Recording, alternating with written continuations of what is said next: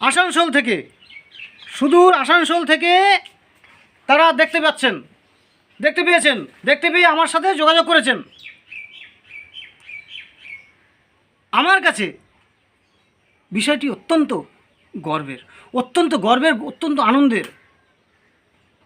কেননা যেখানে আমাকে ভালোবেসে, অর্থাৎ আমাকে ঠিক ভালোবেসে নয়, আমার শরীরকে ভালোবেসে, আমার প্রাণটাকে ভালোবেসে অনেক মানুষ বলছে, দাদা একটু সাবধানে কথা বলবেন, দাদা একটু বুঝে শুনে চলবেন, দেখছেন তো দিনকাল খারাপ।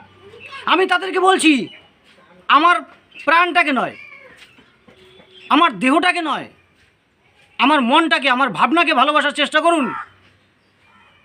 আজকের আমার ভাবনা ভীষণ সম্মান পাচ্ছে যে এত বড় একজন মানুষের হয়ে আমি এত বড় মানুষের একটা ফলক সম্পর্কে পশ্চিমবঙ্গ সরকারের কাছে দৃষ্টি আকর্ষণ করেছিলাম।